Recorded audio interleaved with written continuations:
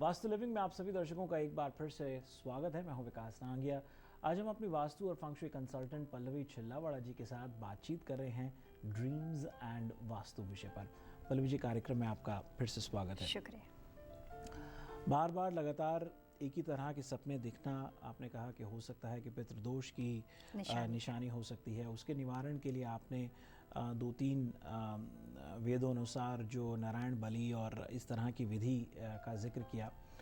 लेकिन क्या नारायण बलि या इस तरह की जो विधियां हैं वो तरह तरह के जो सपने दिखते हैं, मिसाल के तौर पे आपने सांप की बात करी या किसी को पानी की बात करी या किसी को किसी के अपने लव वंस की डेथ से जुड़ी सपने आना या इस तरह की बातें होना, क्या उसका उन सब का यही विधि है निवारण का या कुछ और तरीके हैं? हर सपने के अलग अलग मतलब होते हैं, हर पहलू के हिसाब से उसके निवारण भी अलग अलग किए जाते हैं। किसी भी चीज़ आपकी मेमोरी में हो, कोई भी चीज़ आपको अच्छी लगी हो और आप उसको बार बार लगातार याद करते हो और आपने देखा हुआ हो, वो एक उम्र के पड़ाव के साथ जुड़ी बात होती है। वास्तु ये नहीं कहता है कि आप एवरी नाइट जो सपना देखते हो उसकी साइंस है। हम सिर्फ ये कहते हैं कि बचपन से जब से आप समझते हो, आपने अचानक देखा, फिर 2-3 महीने फिर देखा, तो ऐसा पूरी उम्र के दौरान अगर आपको सपने में बार बार कोई चीज़ हिंट देती हो, कुछ कहती हो, तो उस सपने को इग्नोर नहीं करना चाहिए।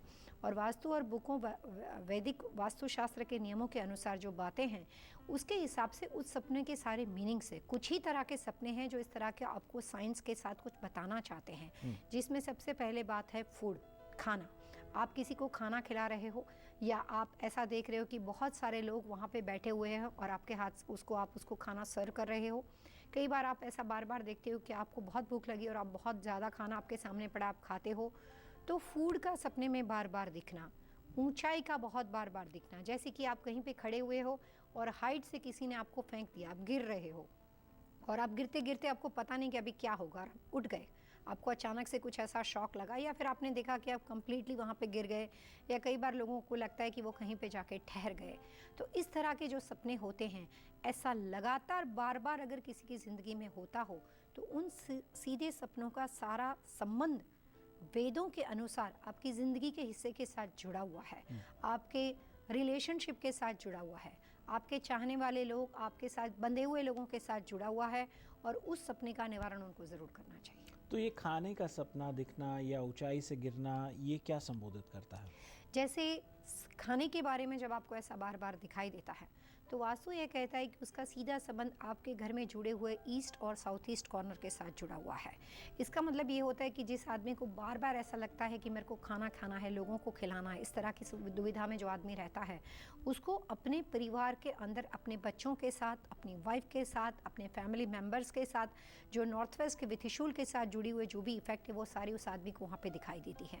तो अपने किसी भी प्रियजन के साथ, जिसके अंदर उसका जो भी सबसे ज़्यादा करीबी लोग हैं, उसमें से किसी के साथ उसका रिलेशनशिप वहाँ पे कट ऑफ हो जाता है और ऐसी बारी हो जाती है कि उस आदमी का पिंडदान वो अपने हाथों से करता है। तो ये बहुत बुरी बात इसको मानी जाती है, उसको अच्छी साइन नहीं मानी जाती है। लेकिन कई बार बहुत सारे लोग ऐसा भी सवाल पूछते हैं कि इस तरह की चीज़ों में ऐसी दुविधा होने से पहले अगर हमें कुछ इस तरह का साइंस मिलता है तो पहले क्या विधि होनी चाहिए? होने के बाद तो आप कर ही सकते हो। पिंडदान का मतलब होता है कि जब हर तरह के रिलीजन के गोत्र के साथ जुड़ा हुआ आदमी अपने प्रियजन के गुजर जाने के बाद उसकी कोई ना कोई विधि विधान के अनुसार विधि करता है।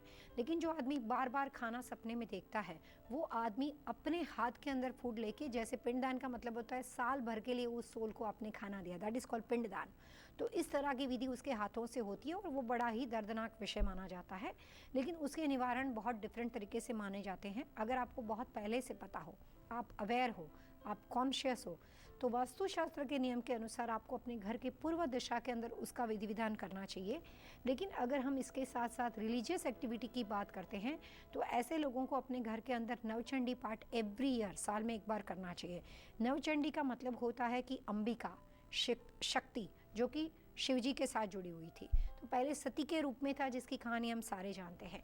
तो नवचंडी का मतलब होता है कि स्त्री के रूप में शक्ति का आवाहन करना, और उसमें 9 प्रीस्ट आपके घर में आते हैं और नवचंडी घर में की जाती है।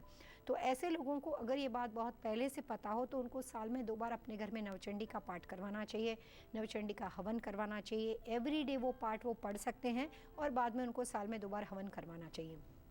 उससे आप उस तरह के वास्तु दोष से अपने आप को दूर रख सकते हो।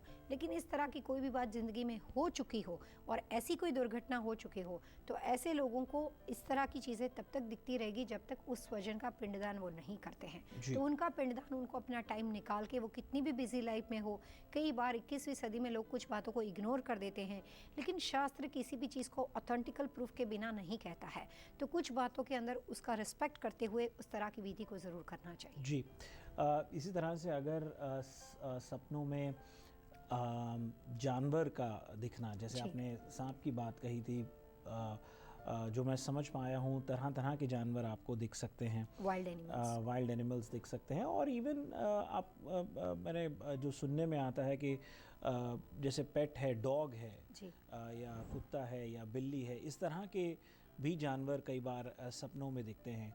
उनका क्या अर्थ या कहें, या वो क्या संबोधित करता है? जैसे आपको सपने में बार बार इस तरह से है कि आप जंगल में खो गए हो, आपने बहुत बार वाइल्ड एनिमल को देखा, कोई भी तरह का वाइल्ड एनिमल हो सकता है, हम डोमेस्टिक पेट एनिमल्स की बात नहीं कर रहे हैं यहाँ पे, कैट, डॉग, उसकी बात नहीं करते हैं, लेकिन वाइल्ड एनिमल्स की बात करते हैं। इस तरह के सपने अगर आपको बार बार आता है तो इसका मतलब ये होता है कि कुछ आपके जो एनिमी है वो बड़ी ही क्रूरता से, बहुत ही खराब तरीके से, या तो उस आदमी को पिछले जन्म में उन्होंने कुछ हर्ट किया हुआ है, या तो फिर कंटिन्यूसली उसके साथ उसके अपने घर का कोई भी प्रियजन कोई बहुत बड़ा फ्रॉड कर रहा है, उसके साथ धोखा हो रहा है। वो रिश्ता पति पत्नी के रिलेशनशिप का धोखा हो सकता है, वो दो पार्टनरशिप का धोखा हो सकता है, वो गर्लफ्रेंड बॉयफ्रेंड का धोखा हो सकता है। लेकिन जब आपका कोई करीबी इंसान आपके साथ बहुत बड़ा छल कपट या चीटिंग करने वाला होता है, या आपके खिलाफ कोई भी ऐसी साजिश करने वाला होता है जो कि क्राइम में कन्वर्ट होने वाली हो, आपको लाइफ टू डेथ के साथ कोई आपके साथ कोई मर्डर का हो, या आपके लिए कोई एक्सीडेंट का प्लानिंग करता हो, या कोई भी तरह की बुरी चीज़ों का आपके साथ नुकसान होने के प्लानिंग करता हो, जो जान हानि हो सकती है, कुछ भी और तरह के नुकसान हो सकते हैं, तो ऐसे लोगों को बार बार कुछ इस तरह के वाइल्ड एनिमल सपने में आते हैं थोड़ी देर तक, जो आप डरा देते हैं और आप खड़े हो जाते हो। ये बार अगर आपके साथ कंटिन्यूस होती है तो इसका मतलब है कि कोई ऐसे बुरी घटना आपकी ज़िंदगी में इस जन्म में भी होने वाली है, और आपको फिर अपने आसपास में रहने वाले सारे लोगों से कॉन्शियस रहना चाहिए, अवेयर रहना चाहिए, अपने आप का भरोसा करना चाहिए, और इमोशनल डिसीज़न ना लेते हुए अपनी सूझबूझ और समझदारी का उपयोग करना चाहिए। जी। कई बार परिस्थिति ऐसी भी होती है पल्लवी जी के, आपने शब्द एक्सीडेंट की बात करी, तो लोगों को बड़े एक्सीडेंट से जुड़े सपने आते हैं, और कभी कभी तो इस तरह के सपने, घबराहट के सपने, सुसाइडल अटेम्प्ट्स के सपने आते हैं, या कई बार उनको जब सुबह उठ कर के वो देखते हैं अपने आप को, तो शरीर पे कुछ ऐसे मार्क्स भी महसूस होते हैं कि ऐसी परिस्थिति हो। तो क्या इनका भी कुछ तात्पर्य है, कुछ संबोधित करते हैं ये? जब आपकी लाइफ के अंदर या आपके बिजनेस के अंदर या आपको नर्वस ब्रेकडाउन इस तरह की कुछ बातें कर दी जिससे आपके दिमाग का कंट्रोल ही आपके हाथ से चला जाता हो, तो इस तरह की कोशिश कोई ना कोई अच्छे या बुरी तरह से करते हैं। अपने आप कुछ भी नहीं होता है, अपने आप कुछ भी अच्छा नहीं होता है, अपने आप कुछ भी बुरा नहीं होता है। बुरा करने के लिए कुछ वजह होती है, अच्छा करने के लिए कुछ वजह होती है। वो वजह जेन्यून है कि नहीं है वो दूसरी बात है, ऐसा होना चाहिए कि नहीं होना चाहिए उसको जस्टिफाई करना मुश्किल है। क्योंकि जब कोई आदमी हर्ट होता है या किसी भी तरह की ऐसी चीज़ होती है जिससे ये कह सकते हो कि वो जलस है, या ये भी कह सकते हो कि सिर्फ एक आदमी इस तरह का क्रूर नेचर वाला है, तो क्रोधित स्वभाव का हो, क्या वजह है वो ज़रूरी नहीं है, लेकिन इस तरह के सिम्टम्स अगर आपको आता है तो इसका मतलब है कि आप ब्लेस्ड चाइल्ड हो, आपको प्रकृति सपोर्ट करती है, वो आपको कुछ कहना चाहती है। लेकिन फ़ायदा किसको होता है? सुनने वाले को होता है, समझने वाले को होता है, मानने वाले को होता है, और अंडरस्टैंडिंग करके उसके रिजल्ट लेने वाले को होता है। प्रकृति आपको निरंतर कोई बात बताने की कोशिश करती है, बट आप उसको हमेशा इग्नोर करते हो, तो वो चीज़ कहीं ना कहीं आके ठहरेगी, वो ज़िंदगी का हिस्सा बन जाएगी।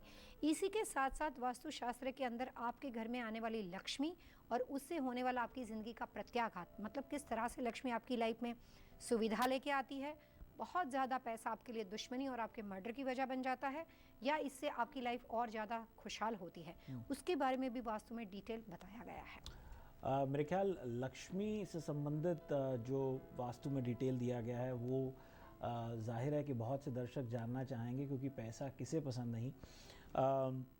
उस पर मेरे ख्याल से पल्लवी जी निवेदन ये रहेगा कि एक अगले एपिसोड में जो है ड्रीम्स का जो विषय, दिलचस्प विषय है, उसको हम बनाए रखें और अगले एपिसोड में भी लक्ष्मी जी। जी से जुड़ा जो है पैसा, जिसको हम अलग अलग किस रूप वे से से आता है। बात कर सकते हैं, ब्लैक मनी, वाइट मनी, या जो भी आप उसको डिफाइन करना चाहें। बहरहाल दर्शकों, वक्त हो चला है एक छोटे से ब्रेक का। ब्रेक के बाद हम पल्लवी जी से जानेंगे टिप ऑफ द वीक और ड्रीम्स एंड वास्तु विषय पर जो ये दिलचस्प ज्ञानवर्धक बातचीत हो रही है, ये जारी रहेगी। आप बने रहिए हमारे साथ।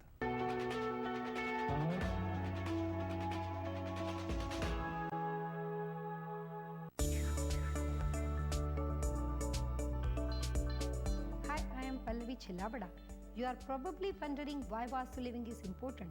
Vastu is not just about the construction of the home, but it's a complete lifestyle that regulates your home.